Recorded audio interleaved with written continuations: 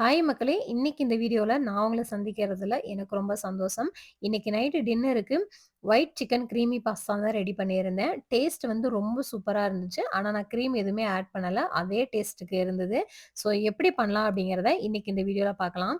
First வந்து நம்ம பாஸ்தாவ cook பண்ணும்போது அடுப்ப ஆஃப் பண்ணதுக்கப்புறம் ஒரு 2 மினிட்ஸ் இந்த மாரி பீன்ஸு, கேரட்ட கொஞ்சம் பெரிய சைஸ்ல கட் பண்ணி ஒரு 2 மினிட்ஸ் விட்டுட்டீங்க அப்படின்னா, அது ஓவர் குக் ஆகாம ஒரு ஹாஃப் அளவுக்கு மட்டும் தான் குக் ஆயிருக்கும். இது சாப்பிடும்போது டேஸ்ட் வந்து ரொம்ப சூப்பரா இருக்கும். இன்னைக்கு இது கூடவே வந்து கொஞ்சம் கீரை சேர்த்திருந்தேன். இது கூடவே வந்து மஷ்ரூமும் கொஞ்சம் ஆட் பண்ணியிருந்தேன். இது 2மே ஆப்ஷனல் தான். நீங்க வேணும் அப்டின்னா சேர்த்துக்கலாம். இல்லாட்டினா விட்டுறலாம். இப்போலாம் எனக்கு புடிக்காத வேல அப்டின்னா, இந்த சிக்கன கிளீன் பண்ற வேல தான். முன்னாடி ஊர்ல இருக்கும்போதெல்லாம் நான் தான் எல்லாமே கிளீன் பண்ணிட்டு இருப்பேன். இப்ப ரீசென்ட்டா தான் வந்து எனக்கு இந்த ஸ்மெல்லாம் புடிக்கவே மாட்டேங்குது. ஏன்னா, இங்க உள்ளது எல்லாமே ஃப்ரோசன்ல தான் இருக்கும். அதனாலயா என்னன்னு தெரியல. இத கிளீன் பண்ணிட்டு இருக்கும்போதே நித்து வந்து கேட்டுட்டு இருந்தான். "நாளைக்கு அப்பாக்கு லீவா?" அப்படின்னு. "ஏன்டா அப்படி கேட்குற?" "இல்லையே" அப்படின்னா, "இல்ல அப்பாக்கு லீவுனா தான் நீங்க இதெல்லாம் ரெடி பண்ணி வைப்பீங்க. அதான் கேட்டுட்டு இருக்கேன்" அப்படிங்கிறான். எப்பயுமே வந்து இது எல்லாத்தையுமே கிளீன் பண்ணிட்டு, கையோட வந்து இதெல்லாம் வாஷ் பண்ணி எடுத்துருவேன். இதுக்கு வந்து எப்பயுமே லெமன் யூஸ் பண்ணிட்டு ஸ்டாக் வச்சுட்டே இருப்பேன். இந்த மாரி வந்து நான்வெஜ் எல்லாம் கிளீன் பண்றோம் அப்படின்னா, அதுல லெமனு, அந்த லிக்விடு, ஐஸ் எல்லாம் போட்டோம் அப்படின்னா, சுத்தமா வந்து அந்த அதனோட ஸ்மெல்லே இருக்காது. ஃபுல்லா வந்து கிளீன் ஆயிடும். இப்ப பாஸ்தா பண்றதுக்கு ஃபர்ஸ்ட்டு இந்த சிக்கன வந்து நம்ம குக் பண்ணி எடுத்துக்கலாம். இதுக்கு வந்து பட்டர் சேர்த்துட்டு, சிக்கனே ஆட் பண்ணிட்டு, green chilli, chilli powder, salt மட்டும் ஆட் பண்ணிட்டு, தண்ணி எதுவும் சேர்க்காம அதே வாட்டர்லயே வந்துட்டு குக் பண்ணிக்கலாம் மூடி போட்டு.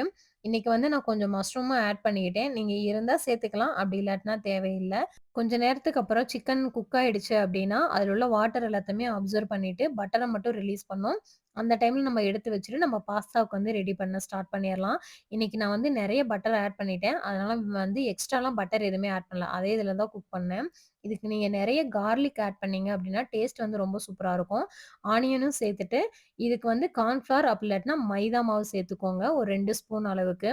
இன்னைக்கு நான் 2 ஸ்பூன் மைதா தான் ஆட் பண்ணியிருந்தேன். அத ஜஸ்ட் ஒரு மிக்ஸ் மட்டும் பண்ணிட்டு, தேவையான அளவு மில்க்க வந்து ஆட் பண்ணிக்கலாம். இந்த மைதாவும், இந்த மில்க்கும் தான் நமக்கு வந்து கிரீமியா கன்வெர்ட் பண்ணி குடுக்கும்.